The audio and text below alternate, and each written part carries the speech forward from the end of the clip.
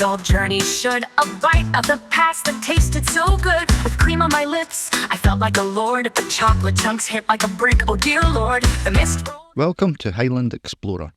Today we're taking a wee break from bonnie Scotland and venturing south to Devon in England.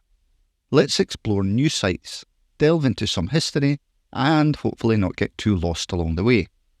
First stop, Killerton. Killerton is the kind of place that seems like it could swallow you whole, with 800 years of history. And I mean that in the best possible way. There's something both fascinating and slightly unnerving about visiting an estate that's been around since 1242. Would I feel like a guest of the Acklands, who've owned this place since Elizabethan times? Or would I be awkwardly wandering around, lost and covered in cake crumbs? Spoiler, it was mostly the latter. Before embarking on our grand exploration, we did what any sensible visitor would do: hit the cafe. I've always said that history is best enjoyed on a full stomach, and Killerton's cafe did not disappoint. We started with cake, because why bother with lunch when there's sponge cake to be had? And this wasn't just any cake. This was the kind of cake that made you want to go full Jane Austen and declare things like, "I dare say this is a fine slice indeed."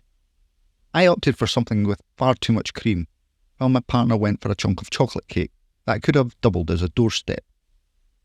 Fueled by sugar and ready to face several centuries of history, we set off to explore. Our first destination was the Clump, an Iron Age hill fort, promising panoramic views of the Devon countryside. So, naturally, we were greeted by a thick blanket of mist that reduced visibility to approximately 3 feet in front of us. I'm sure on a clear day the view would be spectacular: rolling hills, sweeping landscapes, maybe even a glimpse of the sea. But today, we squinted into the fog, saw nothing but the vague outline of some very unimpressed sheep, and congratulated ourselves for making the effort.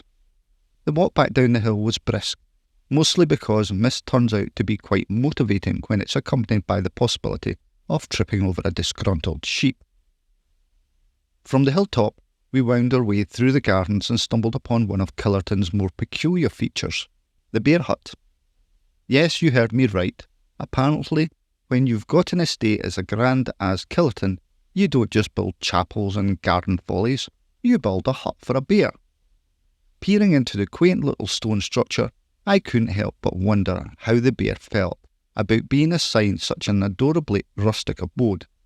Judging by the lack of bears today, I'd say the estate has moved on from that phase. Still, if you're into quirky history, the bear hut is a top-tier eccentricity. Next, we made our way to the ice house.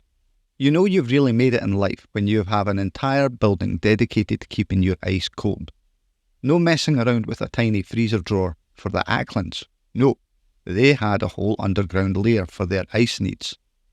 Standing there gazing into the chilly depths of the ice house, I had a moment of reflection. Did the Acklands ever stand here, holding their perfectly cool wine, thinking, one day, people will have tiny boxes in their kitchens that do this for free? Probably not, but I still appreciate the history of refrigeration while swanning myself around in Georgian times with a perfectly chilled glass of something fancy. Now, Killerton doesn't just have gardens, it has gardens. We wandered over to the rock garden, which felt like the estate's attempt to win gold at the Victorian Garden Olympics. This garden is a bit like nature's version of a playground. Big boulders, exotic shrubs, and trees loom over you as if to say, "Look how wildly beautiful I am. Appreciate my grandeur." And we did. Inside the grand Georgian house, we were treated to a glimpse of the Ackland family's fancy digs, complete with a costume collection spanning from the 18th to the 20th centuries. I don't know what it is about stately homes and mannequins wearing extravagant clothes, but it always makes me wonder, what the heck am I doing wrong in my life? The collection is impressive, and each room is a step further back in time. It's like wandering through a giant game of dress-up, except the outfits are worth more than my entire wardrobe. Killerton is one of those places where history feels alive. From the misty heights of the Clump to the eerie quiet of the ice house, every corner of this estate has something to offer. And let's not forget the bear hut, because how many places can say they once housed a bear in a stone cottage? Sure, we couldn't see much from the clump, and the sheep probably judged us for getting lost in the mist. But between the cake, the history, and the eccentricities of the Ackland family, it was a day well spent. If you ever find yourself in Devon, do yourself a favour and visit Killerton. Just make sure to hit the cafe first. You'll need that cake for the energy. Trust me. So, thanks for joining me on today's journey through the Highlands. Well, technically not the Highlands this time. Remember, it's not just about the peaks we reach, but the incredible views along the way.